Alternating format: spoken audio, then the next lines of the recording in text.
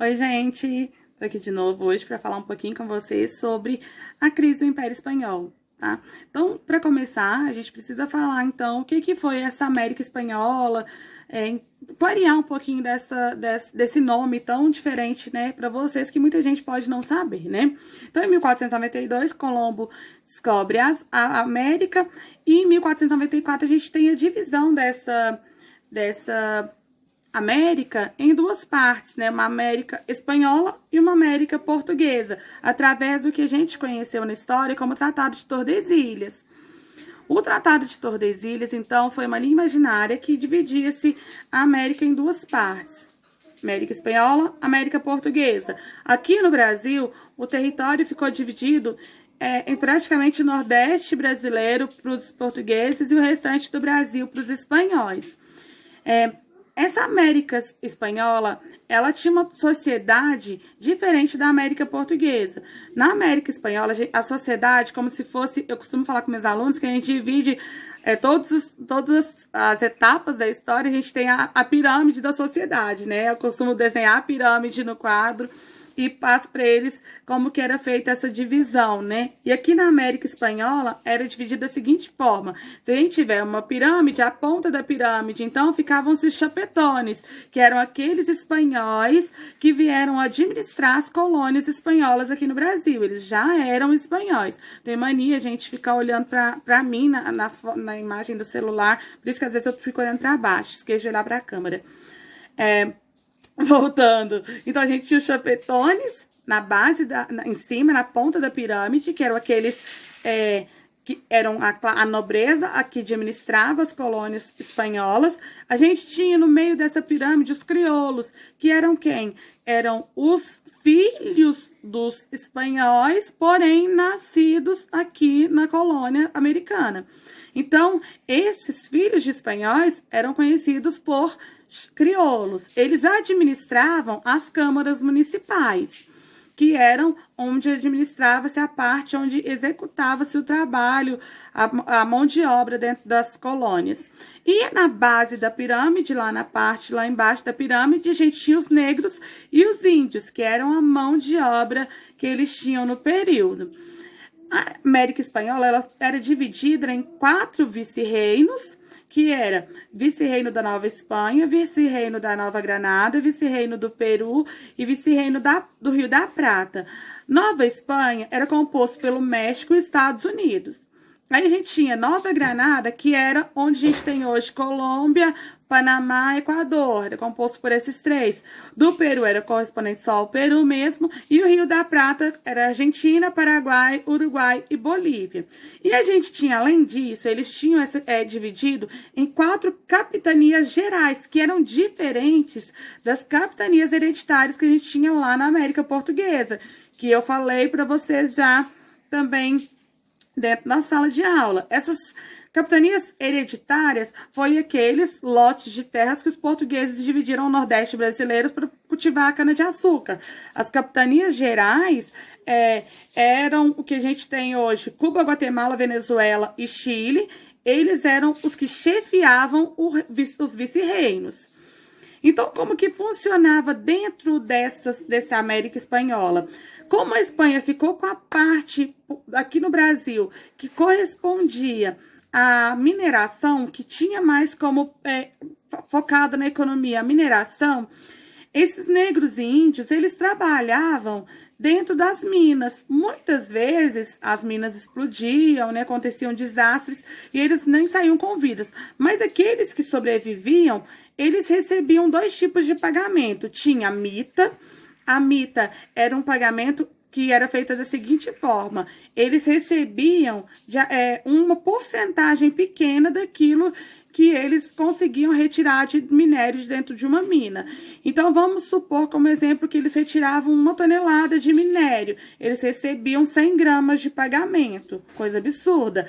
E mais absurda ainda era a encomenda. A encomenda era um pagamento que era feito principalmente para os indígenas, que quando eles saíam das minas, quando eles terminavam o trabalho que eles tinham que executar, eles recebiam o pagamento em forma de uma oração. Não sei se vocês lembram, mas eu falei com vocês que os jesuítas, os padres jesuítas vieram para o Brasil principalmente para tentar fazer agir de uma forma de amenizar o conflito entre portugueses e indígenas, através do quê? Da religião.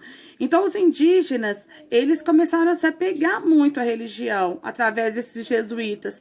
E esses jesuítas também se apegaram aos índios, tanto é que os jesuítas também brigaram pela libertação da escravidão aqui no Brasil. Então, esses índios, eles recebiam como pagamentos a encomenda, que era o quê? Uma oração, uma reza por eles como pagamento. Então, uma pessoa rezava por ele, falando que a alma dele ia ser liberta, ia conseguir todas as libertações de seus pecados, e isso era o pagamento. Então, o princípio da crise do Império Espanhol foi o quê? A revolta desses nativos e desses africanos que vieram como escravos, principalmente, né?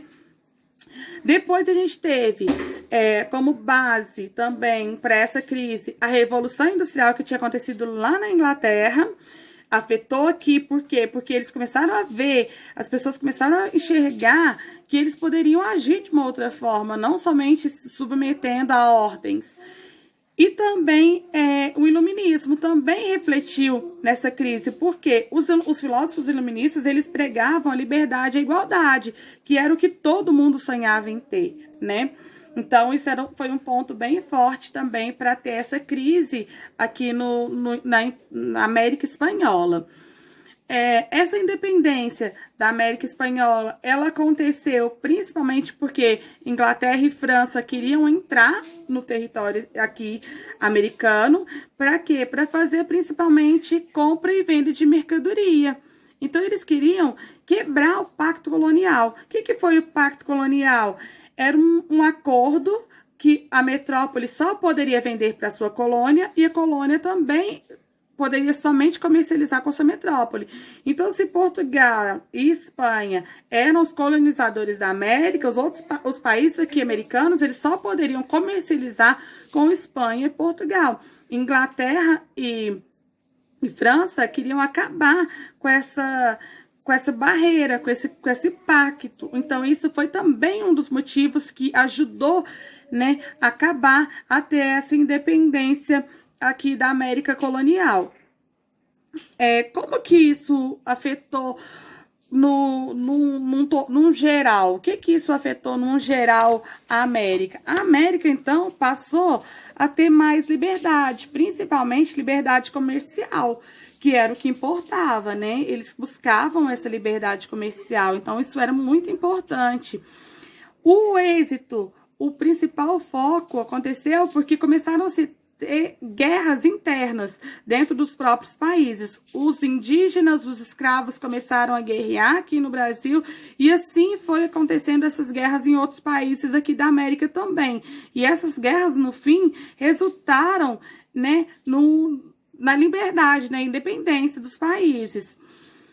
Como eu contei para vocês que a Revolução Industrial e o Iluminismo fizeram a ponte da independência dos Estados Unidos, fizeram a ponte da Revolução Francesa e fizeram a ponte da Conjuração Mineira aqui no Brasil, eles também influenciaram outros países a terem essa audácia de tentar buscar algo novo, de tentar andar com as próprias pernas, que eu costumo falar, né? A ter suas próprias leis, a ter seu próprio domínio de tudo que era seu ali, sem precisar de depender de uma colônia. Então, o principal desejo que eles tinham era se livrar dos altos impostos, se libertar da escravidão. E isso aconteceu de uma forma bem dramática, bem cruel, porém foi necessária para essa libertação da América espanhola. Espero que vocês tenham entendido. Desse período, a gente teve a fragmentação da América. Aí surgiram todos os países que a gente tem hoje, né? Aqui na América do Sul, todos os países que a gente conhece, Brasil, Argentina, Uruguai. E América Central e também América do Norte, onde a gente tem como principal país os Estados Unidos, também conquistaram sua independência. Então, tudo isso, gente, formou-se, então, na crise do Império Espanhol ou na crise da América Espanhola. Bom, espero que vocês tenham gostado. Não esqueça de deixar seu like, de se inscrever no canal e de compartilhar com seus amigos, com quem você conhece que gosta de história, tá bom? Beijo, tchau, tchau!